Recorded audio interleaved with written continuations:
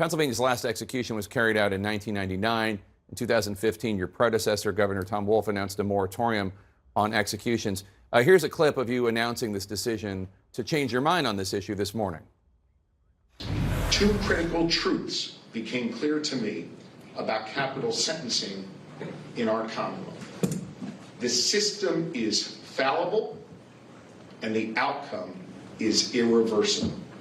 I will not sign any execution warrants during my time as governor of the Commonwealth. So you were elected as something of a law and order kind of Democrat. You got the endorsement of a lot of police unions and such. A, are you worried about this decision undermining that at all? And B, why did you change your mind?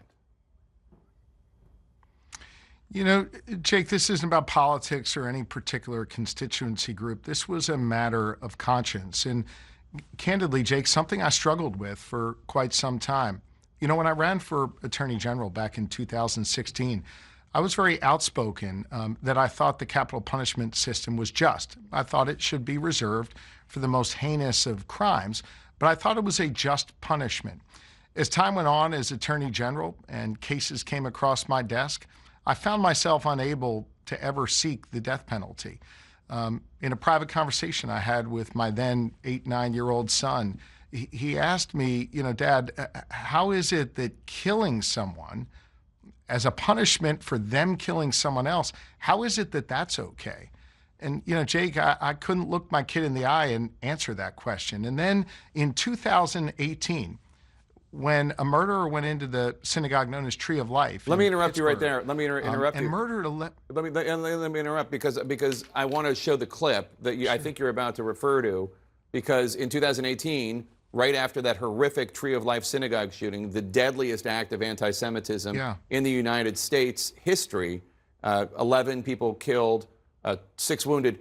You were Attorney General, and you came on the show, and you told me that you wanted the death penalty for the shooter. I confess, I've known you for a long time. I confess I was surprised by your position. Let me just roll that little clip. The shooter's already facing 29 federal charges, some of which could theoretically be punishable by death. Do you want the feds to seek the death penalty? I do.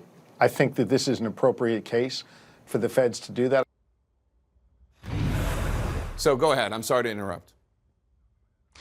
Yeah, no, I'm glad you played that clip. I referenced that in my remarks today at the church in West Philly where I made this announcement.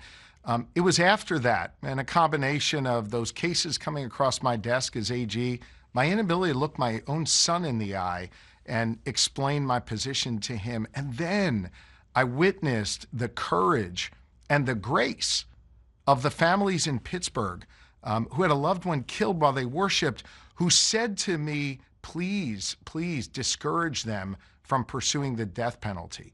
If they could take that position after suffering what they did, then I certainly needed to rethink my position.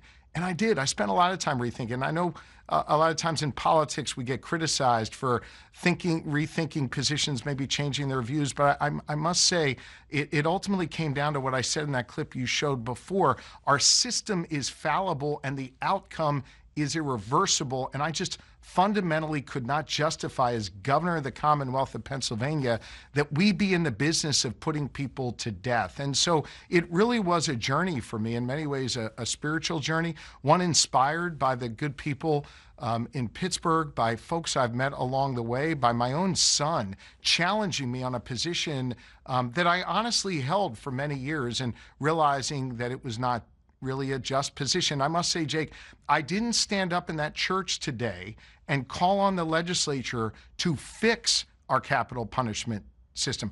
I think it is not fixable.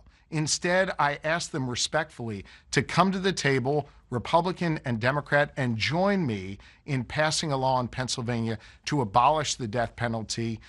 And that is where I stand, and that is what I believe in. And that, to me, is a matter of conscience and morality. It's two different things, though, right? That one is the idea, the fallibility of the system, which you don't have to convince me of. I mean, I just don't believe that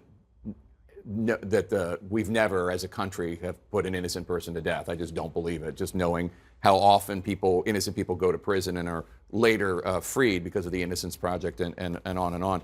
But you're also saying, like, even if there was a way to guarantee that every single person who faced capital punishment was in fact guilty undeniably, which is of course impossible, but you're also saying you still don't believe in it.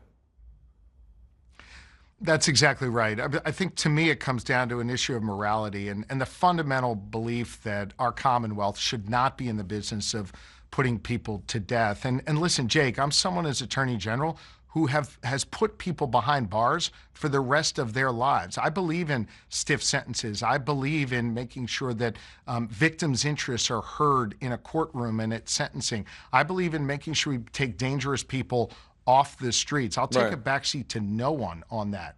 I just don't believe that the Commonwealth should be putting people to death. One last question. You and I went to the same high school, a conservative Jewish day school. I'm older than you, so we're not classmates. But the death penalty is fine according to the Old Testament. There's no problem with the death penalty in Judaism. And you talk about your faith a lot. You talk about being an observant Jew a lot. What you're doing right now, I wouldn't call it contrary to Scripture, but it's not exactly what we're taught in the Bible. Yeah. It's interesting you raise that. In many cases, I reflect on my faith. Not so much on individual cases, but really on something that drives me into service. And in fact, I reflected on my Jewish faith when I was at a Jesuit law school at Georgetown Law School and wrote a paper about the death penalty and actually drew on Jewish law to talk about how there were instances where capital punishment could be carried out. It required a certain number of direct eyewitnesses and a very high evidentiary standard, but it was still allowed. And I thought about that when I contemplated my position on this as I entered public service, and I guess perhaps it did drive my position early on. But as I evolved on this, as I thought about it more, as I reflected on my own conscience, maybe not the literal writings in our faith, I just found myself in this position that I announced today where I could not in good conscience as the governor of the Commonwealth ever sign an execution warrant, and instead I'll be signing reprieves. And you also know that eyewitness testimony is pretty much garbage quite often, as you have risen through the ladder from law school. Not always, but often. It's unreliable. Anyway, Pennsylvania Governor Josh Shapiro, you've obviously given a lot of thought to this. We appreciate you talking to us about it, and thanks so much.